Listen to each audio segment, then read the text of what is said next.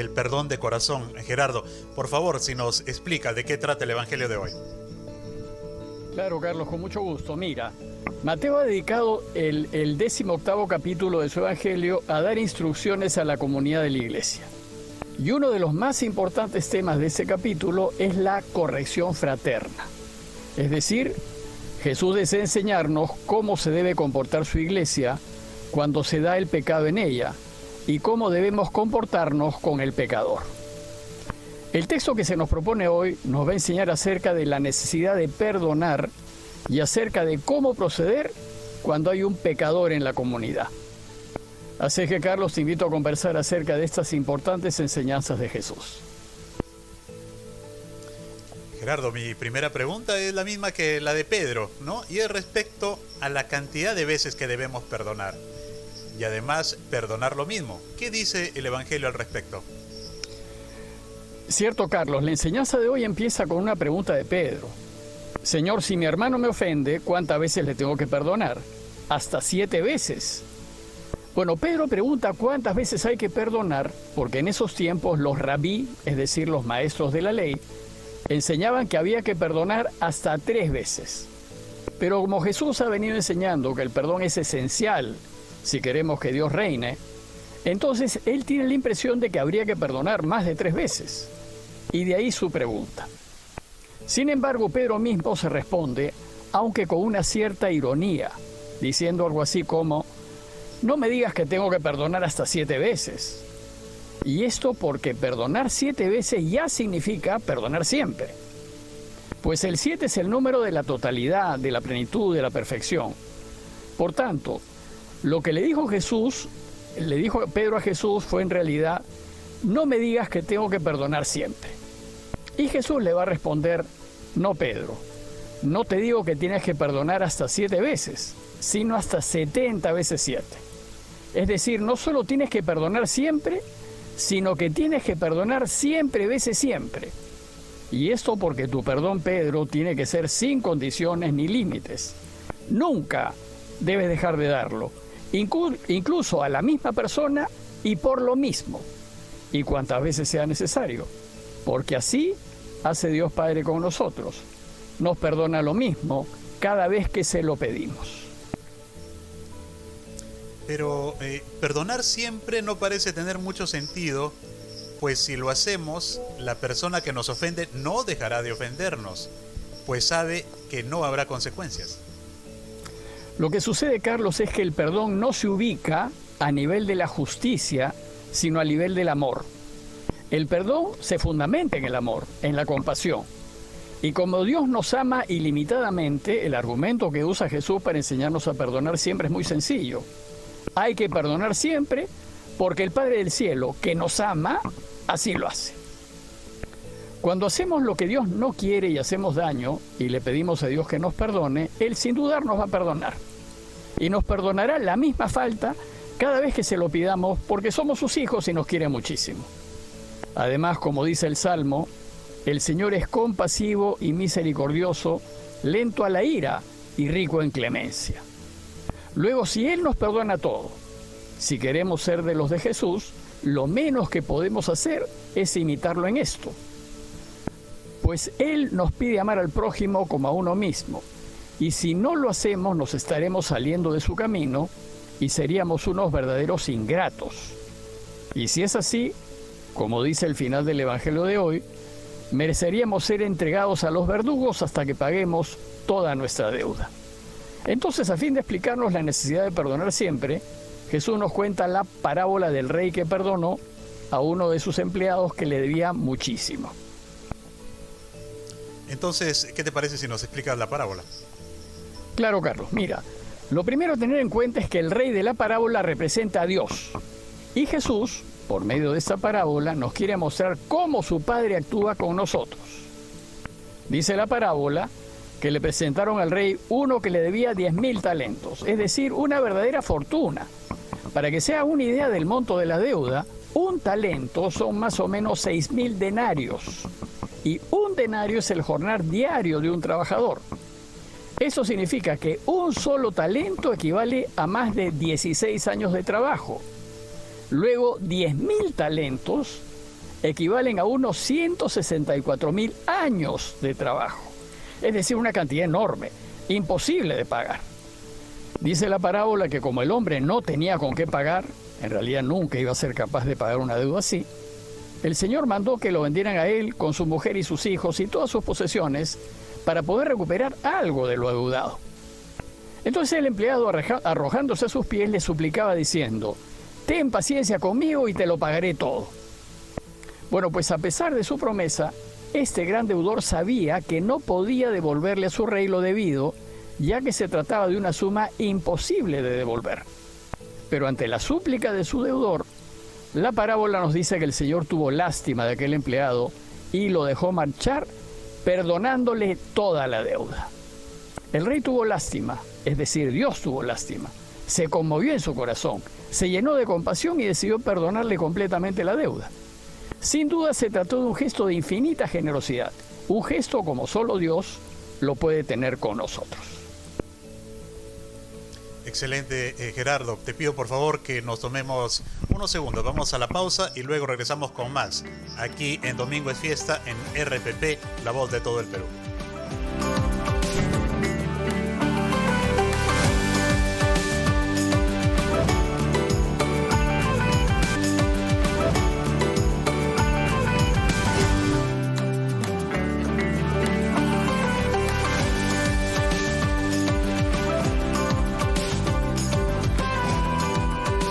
Soy Carlos González desde la ciudad de Trujillo y estamos junto a nuestro estimado padre Gerardo Aste conversando sobre el perdón aquí en Domingo es Fiesta en RPP, la voz de todo el Perú. Y estábamos conversando sobre la parábola, Gerardo, pero esta también nos cuenta que este mismo sujeto tenía a su vez un deudor. En efecto, Carlos, la parábola nos dice que al salir, el empleado aquel encontró a uno de sus compañeros que le debía 100 denarios y agarrándolo lo estrangulaba diciendo: «Págame lo que me debes». Bueno, pues 100 denarios era una deuda relativamente pequeña, que equivalía más o menos a unos 3 meses de trabajo. Por tanto, se trataba de una deuda pagable, nada comparado con los 10.000 talentos que el primero debía. Pero este sujeto, en lugar de hacer lo mismo que su rey hizo con él, ante la súplica de quien le debía relativamente poco dinero, su reacción fue intentar estrangularlo. Recordemos que el rey no intentó matarlo, sino venderlo.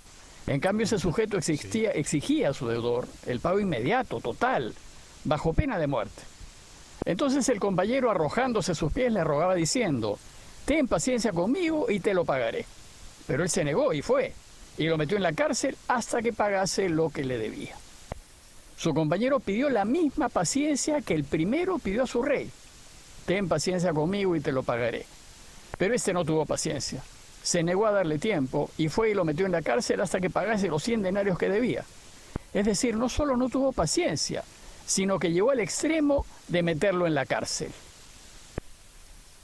Gerardo, entonces, por lo que dice la parábola, hay una gran diferencia en el comportamiento de ambos deudores. Claro, Carlos, la parábola de Jesús nos invita a comparar ambas situaciones. Primero nos dice que el gran deudor era siervo del rey. Es decir, había una gran distancia entre el deudor y su acreedor. Tal vez el rey ni siquiera lo conocía, pues el texto dice que le presentaron a uno que le debía 10.000 talentos. En el segundo caso, ambos deudores se conocían muy bien, eran compañeros de trabajo. Bueno, lo que pasa es que a veces nosotros somos más duros con los más cercanos y con los que más se parecen a nosotros que con los lejanos. Segundo, al comparar las deudas de ambos, resalta la enorme diferencia que hay entre ellas. 3 meses de trabajo contra 164.000 años de trabajo, es decir, no hay comparación. Y tercero, lo que ambos deudores piden es tiempo. Para pagar la deuda piden paciencia. En el primer caso sabemos ni con todo el tiempo del mundo hubiese pagado esa deuda. En el segundo caso la deuda era pagable. Solamente había que esperar unos pocos meses. Entonces la gran diferencia está en el comportamiento de los dos acreedores, Dios y el gran deudor. ¿Qué nos puedes decir al respecto? Efectivamente. Podemos comparar la actitud de ambos acreedores ante las súplicas de sus deudores, a fin de que veamos la ceguera y dureza del primer sujeto comparada con la enorme generosidad de su rey. El rey se compadece del gran deudor y le perdona toda su deuda. Sin embargo, ese gran deudor fue incapaz de hacer lo mismo con la pequeña deuda que su compañero le tenía. Con su compañero, con su comportamiento, el gran deudor no solo mostró su insensibilidad y falta de compasión, sino su incapacidad de tener presente, de recordar su propia situación y de ponerse en el lugar del otro. Al primero el rey le perdonó toda una fortuna, pero este no fue capaz de perdonar a su prójimo una deuda muchísimo menor. El primero pues muestra una enorme falta de compasión y una incapacidad para no tomar en cuenta lo que el rey había hecho con él, pues había estado en la misma situación que su deudor. Ante Dios todos nosotros somos deudores. Le debemos todo, empezando por la vida. Y sabemos que el corazón de Dios es enorme y que siempre nos perdonará todas nuestras deudas. Y si Dios hace así con nosotros, ¿cómo tendríamos que hacer nosotros con los que nos deben? Es una muy buena pregunta que deberíamos formularnos cada uno de nosotros. Gerardo, en este momento tenemos una consulta de uno de nuestros oyentes sobre el Evangelio de hoy. Te pido que escuchemos la consulta y luego continuamos con tu respuesta. Padre, mi nombre es Juliana. ¿Y por qué los demás fueron a contarle al rey lo sucedido? Gracias, Juliana, por tu pregunta. Mira, fue tal el malestar y el rechazo entre sus conocidos por la dureza del corazón de este hombre y porque no fue consciente del inmenso favor que su rey le había hecho, que dice el texto que ellos, al ver lo ocurrido, quedaron consternados y fueron a contarle a su señor todo lo sucedido. ¿Cómo no tiene presente lo que Dios siempre hace contigo, con él? Esta reacción de fastidio sucede siempre, pues la comunidad, los más cercanos, se escandalizan cuando nosotros mostramos falta de sensibilidad y no tenemos presente lo que Dios hace por nosotros. Entonces nuestra reacción natural es que vamos a comentarlo y lo vamos a conversar con Dios.